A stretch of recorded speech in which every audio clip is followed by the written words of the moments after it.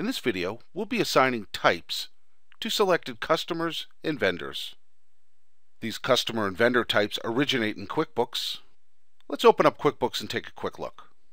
If we go up and select List, and then down to Customer and Vendor Profile List, and here we can see Customer Type List and Vendor Type List. Here's our list of vendor types. Keep in mind, these are system vendor types and cannot be changed. If your company requires a different vendor type that you don't see on the list, your QuickBooks administrator could easily add one to the list. And the same goes for the customer list.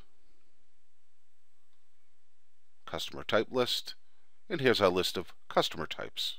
Now the benefit of having these types is that it allows us to filter the customer and vendor names to those needed on the drop-down lists used on our various tasks. Let's go open up Sales Manager and take a look at where some of these types are used. We can go up to Bookkeeping, click on Lookup Deal, Process Order. Let's just open up this first deal here and take a look. Here we see the bank that is going to be financing the customer. We refer to this as a retail lender type. And if we click on the drop-down, we see other banks that are also retail lenders. And because we are filtering here by type, you don't see a list of all the customers, only the customers that are retail lenders. Now we can also go take a look over at Parts and Service and take a look at a transaction over there. Okay, let's open up a service order, and we'll just open up the first one. Click on Tasks. Down here we can see we have a warranty task. This particular task is for Dometic, and if we click on the drop down, we can see all the other warranty companies we work with. Again, the benefit of assigning types is we're only seeing the warranty types and not all customers. Even though a lot of these types will be used in Parts and Service, we do the setup over in Sales Manager. So let's go back to Sales Manager and let's start from the home page. The customers and vendors that require types are bank and finance companies, manufacturers that you buy your new inventory from, warranty companies, companies that provide you F&I products that will be included on the buyer's order. Now to assign a type to a vendor, let's select Contacts, Vendors, and then Find Vendor. For this example, we're going to use Safe Harbor Finance. Let's go ahead and open up the record. Safe Harbor is a bank that we use to finance our customers when they buy vehicles from us. However, there will be times when we'll take a trade in and Safe Harbors will be the lien holder on that trade. Let's click on Additional Info, and here we can select the type of lien holder, and then we want to select our AP account. A vendor can also have more than one type assigned to it. For example, let's say Safe Harbor was financing us on the trades that we take in, or when we purchase a used vehicle. In that case, they would have a vendor type of Floor Plan Lender. So we click Add, and then we just select Floor Plan Lender from the drop-down. We add that as our second record with the AP account for our used vehicles. And we can go down and click Save. Now in this example, we have not set up Safe Harbor as a customer. We can do that from right here. To save some time, we click on the Custom tab. Then we'll go down to the Customer Type drop-down and select Retail Lender.